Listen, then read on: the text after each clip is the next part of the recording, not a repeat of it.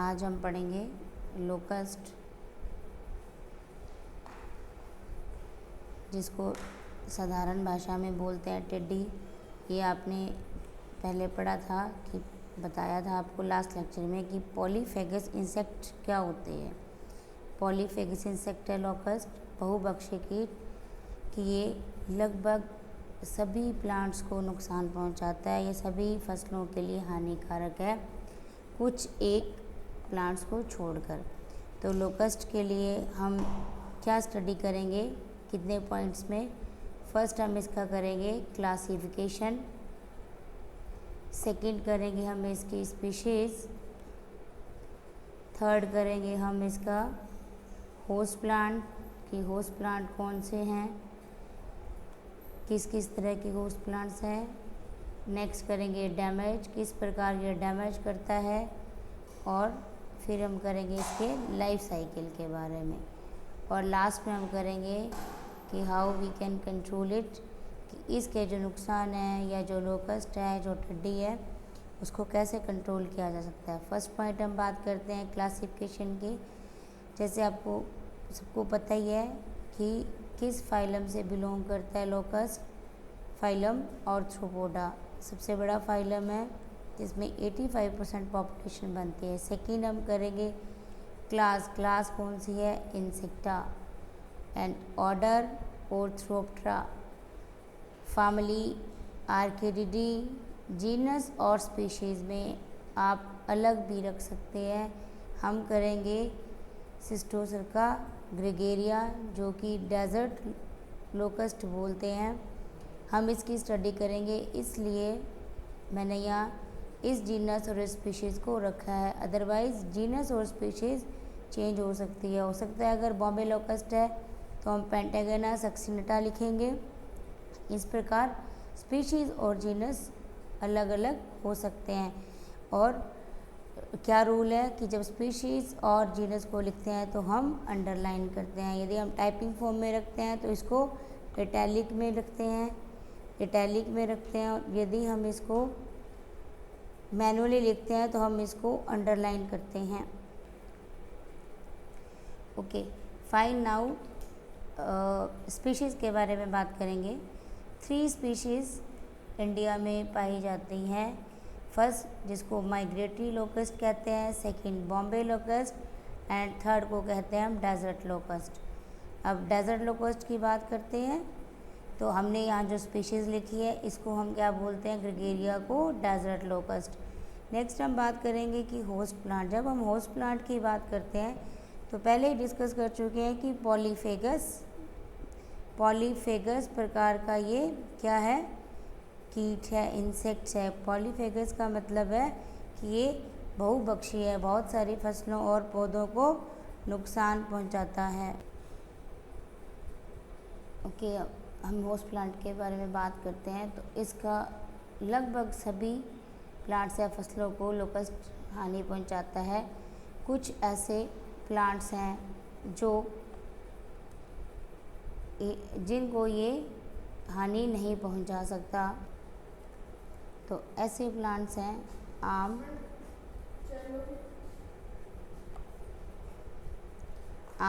नीम, जामुन और शीशम, जिनको ये या तो अटैक नहीं करती है या बहुत कम अटैक कर पाती है। नेक्स्ट हम बात करते हैं डिस्ट्रीब्यूशन की। तो डिस्ट्रीब्यूशन इसका कहाँ कहाँ पे है, इसको क्या कहा जाता है, इसको अंतर्राष्ट्रीय शत्रु कहते हैं। अंतर्राष्ट्रीय शत्रु मतलब पूरे वर्ल्ड वाइड इसको कहा जाता है कि ये सबका एनिमी है। क्यों? क्योंकि ये सब प्रकार की फसलों को हानि पहुंचाता है, फसलों को डैमेज करता है। कहाँ कहाँ तक डिस्ट्रीब्यूशन है, उत्तरी पश्चिमी अफ्रीका से लेकर मध्य पूर्व के देशों तक इस लोकस्ट का प्रकोप होता है। उत्तर में पुर्तगाल, दक्षिण में स्पेन तथा तुर्की आदि तक इनका है प्रकोप या इनका अटैक होता है। इंडिया में जब बात करते हैं तो हमारे पास इंडिया में कहाँ है, असम, जो कि पूर्वी राज्य है, से लेकर दक्षिण में केरला तक पाया जाता है। नेक्स्ट हम बात करते हैं इसके डैमेज की। डैमेज अब तक जब से इसका डैमेज शुरू हुआ है 1812 टू 2020, जो कि अभी हमारा करंट ईयर चल रहा है।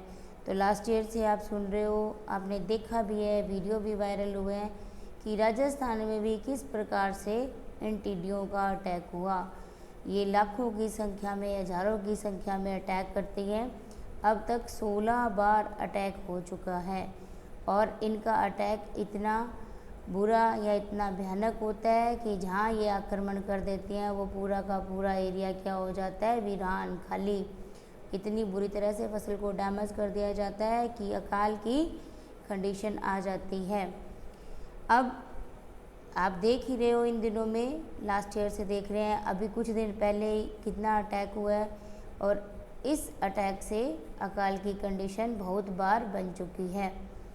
शिशु तथा प्रौढ़ दोनों ही डैमेज करते हैं। इसके जो निम्फ होते हैं या इसके जो प्री मैच्योर जिसको बोलते हैं इंसेक्ट्स होते हैं, प्लस इसके जो एडल्ट्स हैं, दोनों ही डैमेज करते हैं। अभी आप करंट अफेयर्स अगर पढ़ते हो, न्यूज़पेपर पढ़ते हो, तो इन दिनों में बहुत दिन से ये आ रहा है कि इन्होंने एग लेइंग करके इनके जो निम्फ है वो बाहर आ चुके हैं और उन निम्फ को ट्रीटमेंट करके या ज़मीन में खुदाई करके उनको मारा जाना चाहिए, जिससे कि उसके एडल्ट एनिमल्स नहीं बने, एडल्ट इंसेक्ट्स नहीं बन पाएँ। दोनों ही फसलों को नुकसान पहुंचाते हैं, उसके निम्फ भी और उसके एडल्ट भी। और ये क्या है, ग्रुप्स में चलते हैं। जिस बाग या जिस खेत में ये लोकस्ट या ये जो टिड्डी अटैक करती है, उस खेत या उस बाग या जंगल को पूरी तरह से ये नष्ट कर देते हैं और लगभग 2.5 किलोमीटर 2.5 किलोमीटर तक फैला हुआ इनका ग्रुप हो सकता है। और कितना चलते हैं एक दिन में, 15 to 320 किलोमीटर की मतलब चलते हैं, सफ़र तय करते हैं। 17-18 घंटे ये लगातार उड़ सकती हैं, बहुत स्ट्रॉन्ग होती हैं और स्ट्रॉन्ग होने की वजह से इनकी कंडीशन है कि ये 17-18 घंटे रेगुलर चल पाती हैं। अब हम बात करते हैं इसके लाइफ साइकिल की कि इसका लाइफ साइकिल किस तरह का होता है। लाइफ साइकिल में क्या होते हैं, हमारे पास 3 स्टेजेस होती हैं, एग, सेकेंड निम्फ और थर्ड हमारे पास एडल्ट। इसमें इनकम्प्लीट मेटामॉर्फोसिस पाया जाता है। फर्स्ट स्टेज की बात करते हैं, हमारे पास फर्स्ट स्टेज क्या है, एग। अब एग लेइंग कैसे होती है, किस प्रकार होती है और ग्रुप्स में कितने एग्स होते हैं, ये आप डायग्राम देख रहे हो। इसमें क्या होता है कि जो फीमेल लोकस्ट होती है वो अपने एब्डोमेन से, देखिए किस प्रकार ये इस तरह वी शेप के अंदर डिगिंग करती है या मिट्टी के अंदर खुदाई करती है जहाँ पे मिट्टी नम होती है या मॉइस्चर पाया जाता है। इस प्रकार ये खुदाई करके और इसका जो पोस्टीरियर एंड होता है वो एग लेइंग, पोस्टीरियर एंड द्वारा एग लेइंग की जाती है। 50 से 150 तक के ग्रुप में एग लेइंग मिट्टी के खड्डों में 8 से 15 सेंटीमीटर गहरी खुदाई करके इन खड्डों में एग लेइंग की जाती है। और ग्रुप्स में ये जो फीमेल इंसेक्ट है या फीमेल लोकस्ट है वो इन एग्स को इस खड्डे में छोड़कर एक लिक्विड फॉर्म को सीक्रेट करती है, एक तरल पदार्थ को सीक्रेट करती है, जो कि यहाँ पे पाए जाने वाले एग के चारों तरफ एक आवरण या एक कवच बना लेता है, जो कि एक कठोर परत के रूप में दिखाई देता है। किस प्रकार के होते हैं ये येलोइश कलर के होते हैं। आपको ये ध्यान रखना है स्टूडेंट्स, आपको कोशिश करो कि ये लर्न हो जाए। साथ साथ अगर आप गौर से पढ़ेंगे तो अभी याद हो जाएगा कि चावल के दाने समान होते हैं, येलोइश कलर के होते हैं, 7 to 8 मिलीमीटर लॉन्ग और 1 mm मोटाई के होते हैं। फिर इसके बाद क्या होता है, एग लेइंग होने के बाद उसके ऊपर एक कवच या एक परत बनाई जाती है। उसके बाद 1.5 से 4 सप्ताह, 4 सप्ताह मीन्स 28 डेज, 10 to 28 डेज में इनकी हैचिंग होती है। हैचिंग क्या होता है, जिसमें कि एग का फटना होता, एग फटकर जिसमें से निम्फ निकलते हैं। और वो जो पॉजिटिव या वो जो फेवरेबल कंडीशन होती है वो क्या होती है जो टेम्परेचर है दैट इज़ 30 ± 5 मीन्स 30 के आसपास अराउंड 30 डिग्री होना चाहिए। थोड़ा बहुत वेरिएशंस उसमें चल सकता है, वो उसकी सबसे फेवरेबल कंडीशन होती है हैचिंग के लिए। नेक्स्ट मॉइस्चर 80% मॉइस्चर, 80% नमी होनी चाहिए, जो कि एग से हैचिंग होने में फेवरेबल कंडीशन या सबसे अच्छी कंडीशन, सबसे अच्छी अवस्था होती है। नेक्स्ट बात करते हैं हम निम्फ। निम्फ क्या होता है? जो कि एग हैचिंग के बाद हमें उसका मतलब शिशु मिलता है। उसमें क्या होता है? 5 बार निर्मोचन। निर्मोचन क्या होता है ये आप जानते हो? निर्मोचन की क्या स्टेज होती है? निर्मोचन किसे कहते हैं? कि एक बार अपनी स्किन को बदलना। तो ये क्या करता है?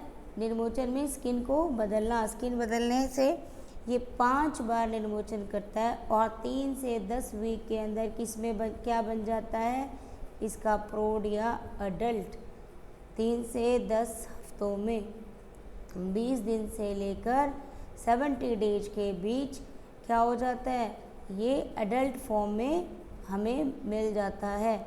अब इसकी क्या स्टेजेस होती हैं? और जब अडल्ट बन जाता है तो 10 से 15 दिन के अंदर इसमें कैपुलेशन शुरू हो जाता है, इसमें मैथुन की प्रक्रिया शुरू हो जाती है।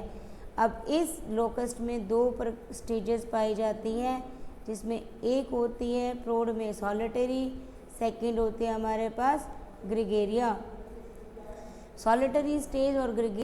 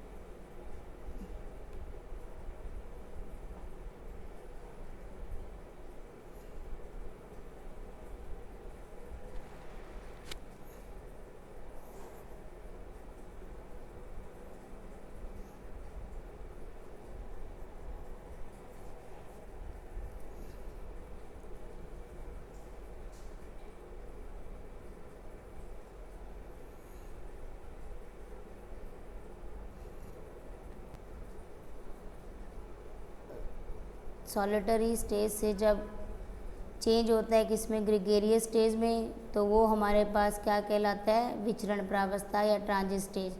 एडल्ट की जब बात करते हैं तो हमारे पास हमारी जो इंडिया में पाए जाने वाली 3 स्पीशीज़ हैं, उनकी तीनों की हम एडल्ट के बारे में बात करेंगे। फर्स्ट हमारे पास है बॉम्बे लोकस्ट। बॉम्बे लोकस्ट की जब बात करते हैं तो बॉम्बे लोकस्ट क्या होता है? इंडिया, लंका और मलाया में पाया जाता है। ग्रुप्स नहीं बनाती हैं। इनके जो लास्ट वाले या पिछले पंख होते हैं वो गुलाबी होते हैं, आंखों में 8 धारियाँ होती हैं और जुलाई से अक्टूबर तक सुषुप्तावस्था या हाइबरनेशन की कंडीशन में रहती हैं। 1 साल में एक ही पीढ़ी बनाती हैं। इंडिया में कहाँ कहाँ पाए जाते हैं? मुंबई, गुजरात और तमिलनाडु। माइग्रेटरी लोकस्ट की जब बात करते हैं तो इनके पिछले पंख क्या होते हैं? येलो कलर के।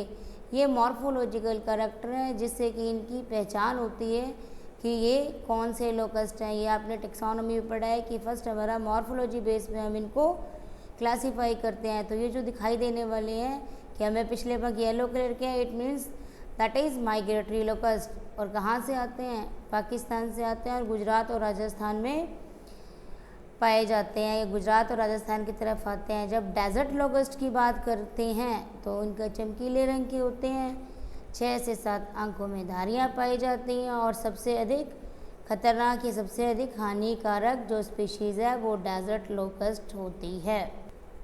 ओके, अब हम बात करते हैं इसके कंट्रोल की। कंट्रोल कैसे कर सकते हैं? कंट्रोल के लिए हमारे पास जो ऑप्शन आते हैं कि एक तो हम इसको रिप्रोडक्शन को कम कर सकते हैं या इसके रिप्रोडक्शन पे कंट्रोल करना चाहिए। सेकंड के एग वाले जो स्थान है जहाँ पे इन्होंने एग लेइंग करी हुई है, एग लेइंग वाले स्थान को खोद कर या उसकी खुदाई कर कर उनके एग को डैमेज कर दो या एग को नष्ट कर देना चाहिए, या उनके जो निम्फ हैं उन निम्फ को नष्ट करना चाहिए। जहरीला चारा फैला देना चाहिए जिससे वो जहरीला चारे को खाकर मर जाएं। जहरीला चारा आपको ये दिखाई दे रहा है कि गेहूं की भूसी, गामा BSC चूर्ण और शीरा मिलाकर जहरीला चारा बना सकते हैं। लीडेन डस्ट, डाइजिनान डस्ट एक्सेट्रा द्वारा नष्ट करते हैं या नीम के पाउडर का भी छिड़काव किया जाता है।